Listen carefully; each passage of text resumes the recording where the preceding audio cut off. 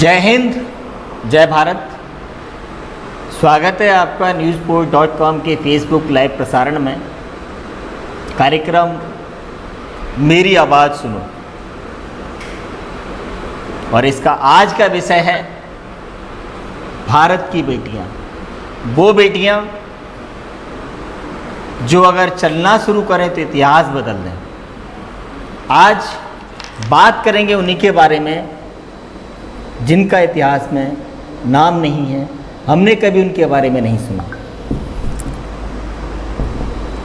भारत की दो ऐसी बेटियां जिनका नाम बेला और कल्याणी था, और शायद आज की पीढ़ी को तो इनके बारे में पता होना तो बहुत दूर की बात है, नाम तक नहीं पता होगा। तो चलिए चलते हैं आज के सफ़र पर। बेला हिंदुस्तान के शासक पृथ्वीराज चौहान की बेटी थी, और कल्याणी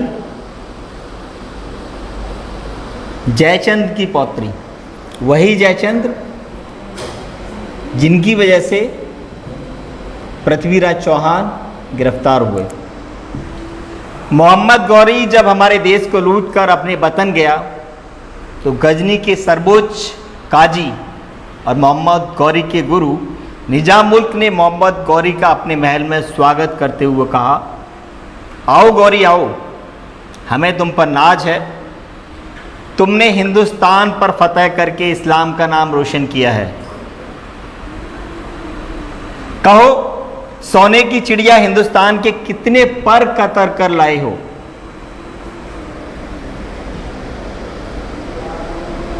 काजी साहब, मैं हिंदुस्तान के उस वक्त के 70 करोड़ दिरहम मूल्य के सोने के सिक्के, 400 मन सोना और चांदी, इसके अतिरिक्त मूल्यवान आभूषण, मोती, हीरा पन्ना, जरीदार वस्त्र और ढाके की मलमल की लूट खसोट कर भारत से गजनी की सेवा में लाया हूँ। बहुत अच्छा, लेकिन वहाँ के लोगों को कुछ दीन ईमान का पाठ भी पढ़ाया है या नहीं? बहुत से लोग तो इस्लाम में दीक्षित हो गए होंगे।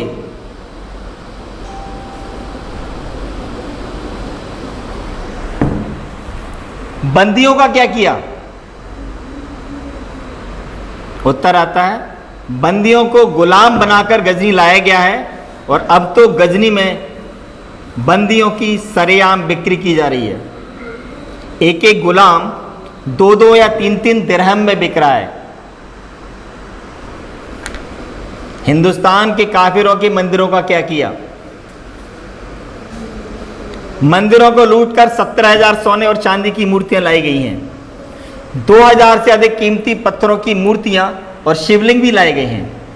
बहुत से पूजा स्थलों को नष्ट कर, आग के हवाले कर जमींदोज कर दिया गया है। और फिर रुककर काजी ने कहा, हमारे लिए भी कोई खास तोहफा लाए हो या नहीं? लाया हूं ना काजी साहब, जीती जागती गजल लाया हूं। क्या?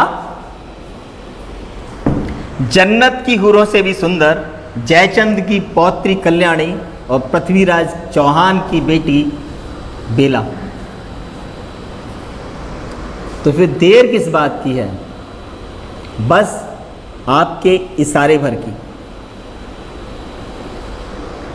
और काजी की इजाज़त पाते ही साहबुद्दीन गौरी ने कल्याणी और बेला को काजी के हरम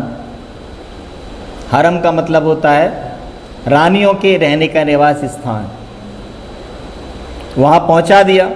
कल्याणी और बेला की अद्भुत सुंदरता को देखकर काजी सकते में आ गया।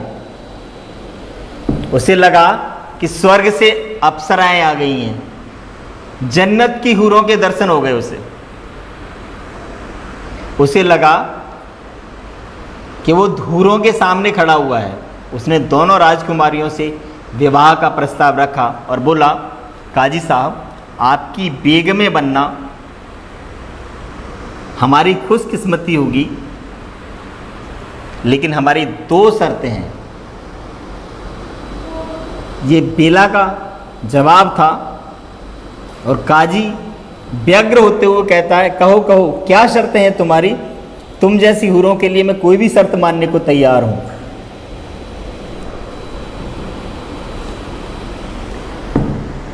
बोलना शुरू किया। पहली शर्त तो यह है कि शादी होने तक हमें अपवित्र न किया जाए, क्या आपको मंजूर है? हमें मंजूर है। दूसरी शर्त बोलिए। हमारे यहाँ प्रथा है कि विवाह के कपड़े लड़की के यहाँ से आते हैं, अतः दूल्हे का जोड़ा और अपने जोड़े की रकम हम भारत भूमि से मंगाना चाहते हैं। उसका जवाब था, मुझे तुम्हारी दोनों शर्तें मंजूर हैं। और फिर क्या था? बेला और कल्याणी ने कवि चंद्रवरदाई, जिनको शॉर्ट में चंद कहा जाता है, उनके नाम एक रहस्यमयी खत लिखा और भारत भूमि से शादी का जोड़ा मंगवा लिया। काजी के साथ उनके निकाह का दिन निश्चित हो गया और रहमत झील के किनारे बनाए गए नए महल में विवाह की तैयारियां शुरू हुई।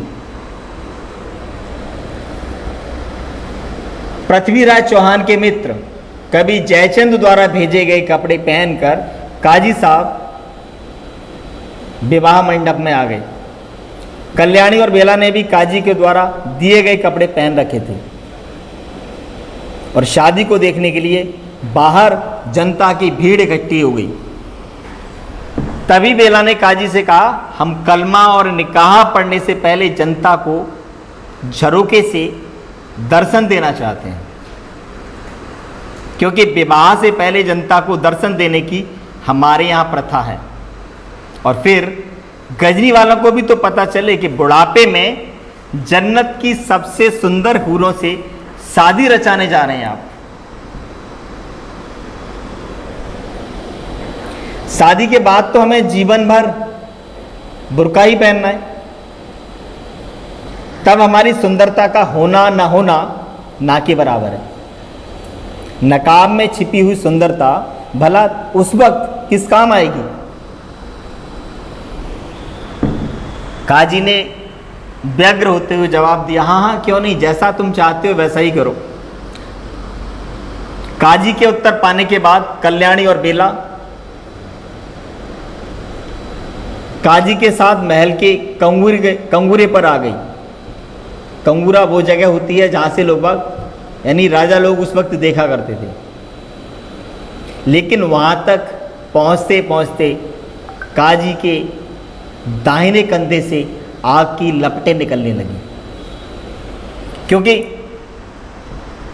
चंद्रवरदाई ने बेला और कल्याणी का रहस्यमयी पत्र समझकर बड़े तीक्ष्ण विष से सने हुए कपड़े भेजे। काजी साहब विष की ज्वाला से पागलों की तरह इधर उधर भागने लगे। तब बेला ने उनसे कहा, तुमने ही गौरी को भारत पर आक्रमण करने के लिए उकसाया था। हमने तुम्हें मारकर अपने देश को लूटने का बदला ले लिया है। हम भारतीय नारियां हैं, समझे? किसमें इतना साहस है जो जीते जी हमारे शरीर को छू भी सके? और इतना कहकर उन दोनों बालिकाओं ने महल की छत के नज़दीक किनारे खड़े होकर एक दूसरे की छाती में विष की बुझी हुई कटार भोंक दी और उनकी प्राणहीन देह उस ऊंची छत के नीचे लुढ़क गई। पागलों की तरह इधर उधर भागता हुआ काजी भी जलकर तड़प तड़प कर भस्म हो गया।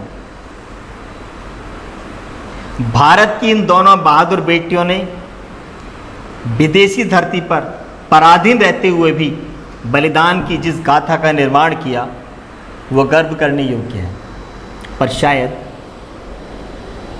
यह हम लोगों को पता तक नहीं है।